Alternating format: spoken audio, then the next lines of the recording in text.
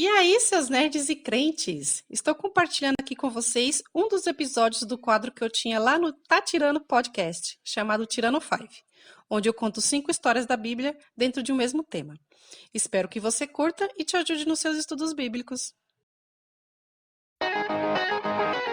Tirando 5, seu top 5 bíblico em formato podcast.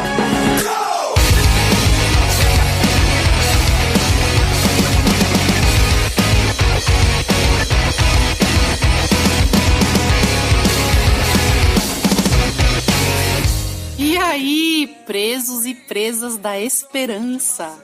Estamos de volta, tirando 5 histórias da Bíblia dentro de um mesmo tema. E hoje o tema é presos. Eu sou a Carla Guedes e vem comigo.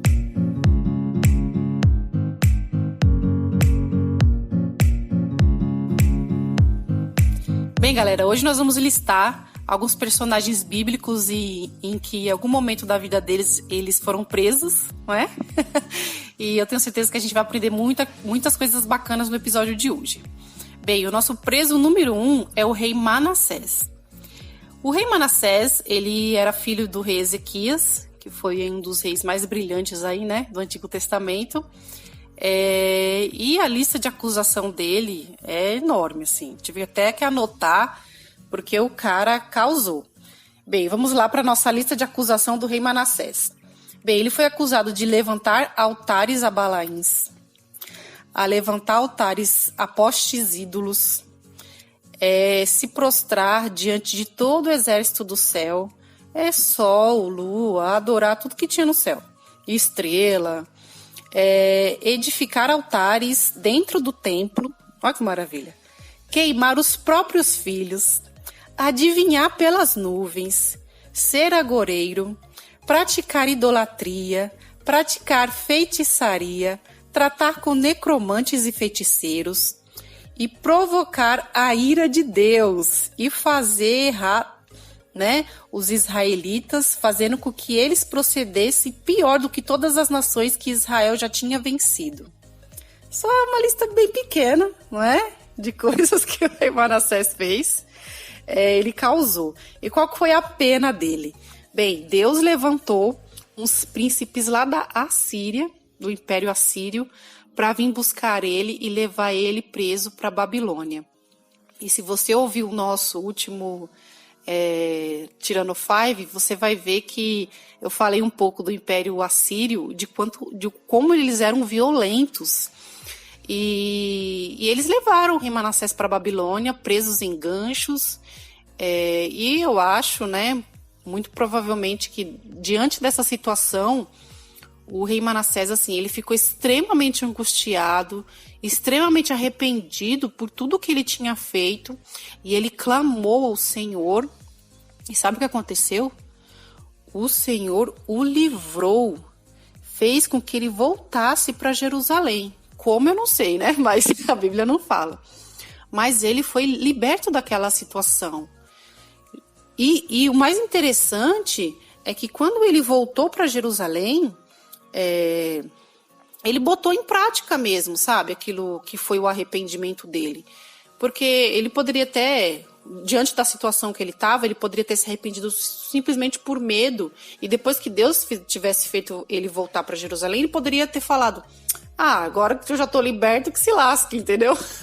Mas não, o que ele fez? Ele promoveu uma reforma em Jerusalém, sabe? Ele edificou os muros fora da cidade. A Bíblia até fala que foram muros muito altos, né? Eu acho que o medo dele... Ele falou: aumenta esse muro aí, ó, porque eu sei o que tem lá fora. Eu sei o que eu passei. Ele colocou chefes, né, militares em todas as cidades fortificadas. Eu também falei dessas cidades fortificadas no último Tirando 5. Ele limpou a casa do Senhor de todos os altares que ele tinha colocado lá. Ele tirou todos os postes ídolos, ele restaurou o altar, ele fez sacrifícios, e ele ordenou que todo o povo servisse ao Senhor. Então, assim, eu fiquei muito constrangida de ler a história de Manassés, porque eu sempre lembrei dele como o pior rei de Israel. Mas, lendo novamente aqui, estudando para esse Tirando 5, eu pude ver a misericórdia do Senhor, né? Eu pude ver o arrependimento de Manassés. Ele se arrependeu e ele mudou o comportamento dele. Tem muita gente que só me arrependi, nossa, pequei, ai, olá, Senhor, me perdoe e pronto, acabou. Mas não, Manassés realmente teve uma mudança de comportamento. E ele tentou consertar todos os erros que ele tinha feito. Então, assim, rei Manassés, toda vez que eu leio a história dele, eu sou tocada, tanto por conta da misericórdia do Senhor, que, assim, queridos, você pode ter pecado muito, você pode até conhecer pessoas muito ruins, mas eu acho bem difícil a gente conhecer pessoas igual Manassés, porque Manassés, ele causou mesmo, assim, né? Então, a misericórdia do Senhor, ela é infinita, é assim, uma coisa que não dá pra gente entender na nossa mente humana, né? E por outro lado, também a gente viu o posicionamento de Manassés, né? O posicionamento de arrependimento que ele teve, e o Senhor o reestabeleceu de volta a Jerusalém, aquilo que era a posição dele. Então é uma história fantástica, essa história de Manassés, e a gente tem muito que aprender com ela. Bem, agora nós vamos para o nosso preso número 2, que é o rei Zedequias. O rei Zedequias, ele foi o último rei, não é, de Judá. E a acusação contra ele foi porque ele desobedeceu a Babilônia, né? A Babilônia estava dominando ali a região, mas deixou Jerusalém lá. Falou assim, vocês me pagam os impostos, me obedeçam e vocês ficam por aí, né? Isso, a Babilônia já tinha judiado um pouco de Jerusalém, já, né? Nesse momento, mas... De certa forma, ela ainda estava em pé, né? O templo ainda estava em pé, os muros ainda estavam em pé, ainda estava funcionando, né? Uma capenga, mas estava.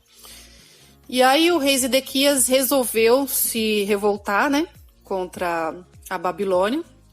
E aí a Babilônia foi contra Jerusalém, cercou Jerusalém durante 3 anos. Os caras são pacientes. E quando finalmente o Nabucodonosor colocou a mão no rei Zedequias, vixe, a pena dele foi zoada.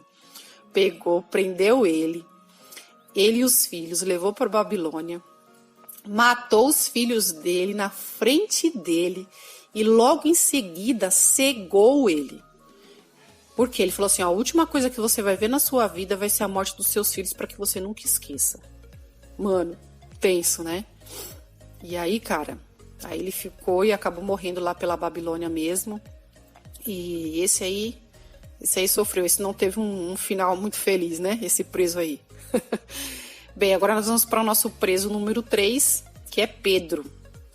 Bem, Pedro, ele foi acusado de ser cristão numa época em que matar cristão era uma boa atitude política, digamos assim. Porque há um tempo atrás, né, um pouco tempo atrás, Herodes tinha mandado matar Tiago, né? E que foi um dos primeiros mártires aí, né, dos apóstolos, né? Porque Estevão já tinha morrido. Foi o primeiro apóstolo mesmo a morrer, martirizado. E o que aconteceu? Quando Herodes matou Tiago, a galera gostou, ele viu que foi uma atitude, politicamente dizendo, ele teve apoio, sabe? Porque os fariseus lá da época, os saduceus, os religiosos da época gostaram, falou, E aí quando ele viu que a atitude matar cristão era da hora, ele falou assim, vou matar mais um, né? E aí ele mandou prender Pedro, que como era época de festas, né? Era época de festa de Páscoa, da festa de Pães Asmos, ele mandou prender Pedro e falou assim, depois que passar a festa, eu vou lá e pego ele. E aí mandou prender ele ficou preso entre dois guardas, e tinha mais outros 2 guardas fazendo toda a segurança ali da prisão. E aí sabe o que Pedro estava fazendo entre esses 2 guardas? Dormindo. Mano, o Pedro é da hora. E aí, acho que ele tava lá meio grogue, aí chegou um anjo, cutucou ele, e ele lá, né? Você tava roncando, né? Aí o anjo deu uma sacudida mais forte, assim, ei, mano, acorda. E aí, vem comigo. Aí ele falou, vem comigo. E aí, o anjo levou ele pra fora da prisão, né? E aí, quando ele tava lá na rua, foi que ele se ligou de que era verdade. Tipo, eu achei que ele achou que ele era uma visão, achou que ele tava sonhando, né? Ele ainda não tinha acordado 100%. E isso mostra que ele tava dormindo mesmo. E aí, lá na rua, ele falou, e agora? Pra onde eu vou, né? E aí, ele foi pra casa de Marcos, que na casa de Marcos era tipo uma célula, né? E o pessoal tava lá orando, estava em reunião orando pela vida de Pedro. E aí, de repente, ele bate na porta lá e as pessoas têm a resposta de oração ali na hora, né?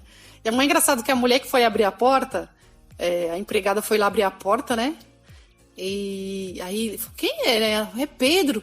Meu, ela ficou tão feliz que ela até esqueceu de abrir o portão e voltou pra dentro. Gente, Pedro tá livre, Pedro tá lá fora, né? O pessoal, não, né? Ela falou, Pedro tá livre. O pessoal, mas cadê o Pedro? Ela falou, tá lá fora. Mas menina, abriu a porta pro cara entrar, mano. Ai, gente, foi engraçado, mas Pedro ele foi liberto. Então, queridos, independente da situação que você tiver, da perseguição que você está sofrendo, moral da história, vá dormir. Durma. Relaxa. Que vai dar tudo certo.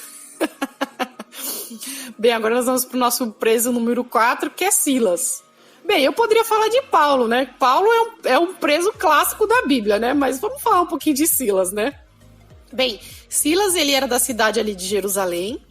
E quando teve aquele concílio de Jerusalém, onde eles conversaram como que eles iam lidar com os gentios que estavam se convertendo. Por quê? Porque tinha essa confusão, né? Então, o evangelho era... A maioria dos que tinham se convertido ao evangelho, a Jesus, eram judeus. Então, eles continuavam praticando o judaísmo, porém, acreditando que Jesus era o Messias, que eles tinham esperado. Só que acontece, tinha muitos gentios também se convertendo. E aí as pessoas falam, não, você tem que você tem que, tipo, absorver a cultura judaica para que você encontre Jesus, né? Para que você sirva Jesus da forma correta. Aí Paulo falou, não, a pessoa não precisa mudar a cultura dela, né? Ela pode continuar a cultura dela desde, né? Não precisa se circuncidar, por exemplo, ou praticar todas as outras leis. E aí eles fizeram uma reunião lá e foi decidido, não, o gentio não precisa absorver a cultura judaica, não precisa fazer todas as leis, a gente entende que isso Deus deu para o nosso povo, né? E deu umas orientações, desde que tenha pureza na vida, né? Não se abstenha do sangue, e aí deu umas orientações lá. E aí o que ele fez, né? A igreja lá na época, de Tiago e Pedro, eles fizeram algumas cartas para entregar nas igrejas.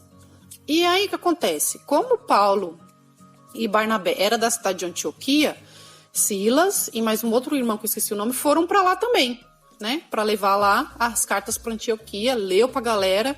Cara, a galera ficou super feliz, né? Nossa, eles falaram assim, não, glória a Deus, essa carta realmente trouxe um alívio pra gente, porque a gente estava vivendo um momento difícil, né? Porque eles não sabiam, será que a gente está servindo a Deus corretamente? Então aquela carta trouxe muito conforto para eles. E Silas, que era profeta, também profetizou ali para o pessoal ali de Antioquia, e foi realmente uma felicidade muito grande. Aí o que acontece? Ele resolveu ficar por lá mesmo, ele nem voltou mais para Jerusalém. O outro irmão, que também era profeta, voltou para Jerusalém e ele ficou em Antioquia, que era a igreja de Paulo. E aí depois, nesse momento, Paulo e Barnabé já estavam, né, se organizando para fazer a segunda viagem missionária. E aí Paulo e Barnabé tretaram lá e falaram, não. Aí eles resolveram se separar. E Barnabé também foi em viagem missionária para um outro local. E Paulo se viu e falou, e agora, como é que eu vou, né? E aí Paulo pegou o Silas, né? Provavelmente já tinha uma amizade ali e falou, vamos viajar junto. E aí, nesse momento, Paulo vai viajar nessa segunda viagem missionária. Qual que era a ideia de Paulo? Então, ele fez a primeira viagem missionária. Nessa viagem, se converteu muitos gentios. E aí que ele conversou em Jerusalém. E aí, depois, na segunda viagem missionária, ele falou assim, não, eu vou passar nas mesmas igrejas, né, onde eu fundei, e procurar ir um pouquinho mais longe. E então, nessa segunda viagem, ele foi com Silas. E aí eles chegaram numa cidade onde eles expulsaram um demônio de uma menina adivinhadora. E os donos da menina que ganhavam dinheiro com isso, mandaram prender, né? Fizeram um alvoroço e mandaram prender Paulo e Silas. Então eles foram presos pelos pés, né? A Bíblia fala que eles ficaram presos pelos pés. E adivinha o que eles estavam fazendo na prisão? Louvando e orando. Enquanto Pedro estava no sono, Paulo e Silas eles estavam cantando. E aí acontece o terremoto. E aí o guarda fala, quando ele chega e vê que as portas estão abertas, ele vai se matar. Porque ele falou, se eu não me matar, alguém vai me matar, porque eu deixei os presos fugirem. E aí Paulo falou, não faça isso com você mesmo, nós estamos todos aqui, não é? E ali naquele momento o homem foi extremamente tocado por Deus, e ele falou assim, o que eu preciso fazer, né, para ser salvo? E aí Paulo e Silas respondem, crê no Senhor Jesus e será salvo tu e a tua casa, não é? Então essa prisão aí de Paulo e Silas levou salvação para aquele cárcere, e provavelmente para todos que estavam ali naquela prisão também. Enfim, agora nós vamos para o nosso preso número 5, que é o homem Gesareno, da cidade de Gerasa. Bem, eu vou levar em consideração aqui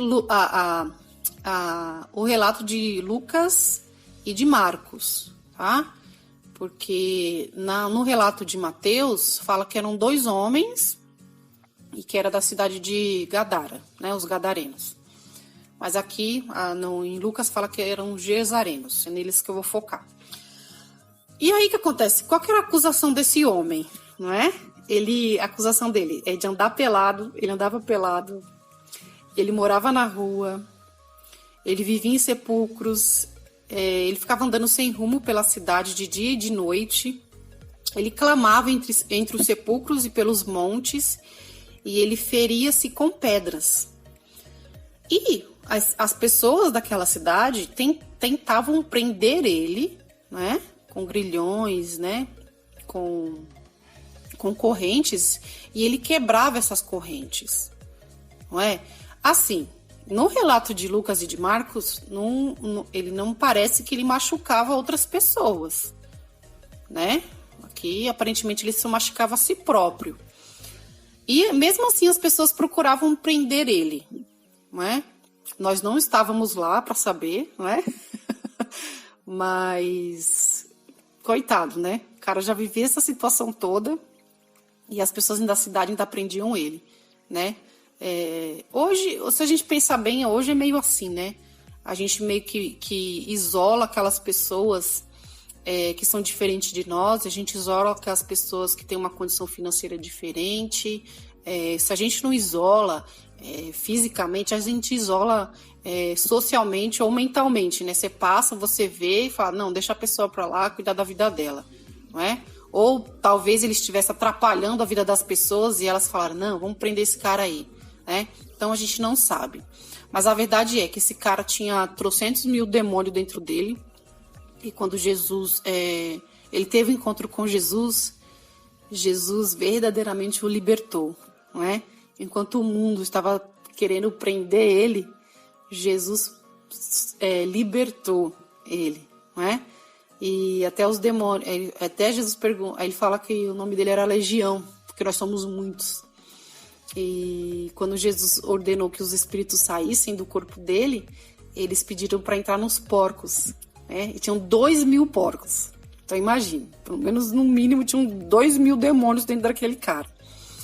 E aí ele se vestiu e ele começou a falar normalmente, começou a se portar normalmente, e as pessoas da cidade ficaram extremamente espantadas. Mas engraçado que elas não gostaram do que Jesus tinha feito.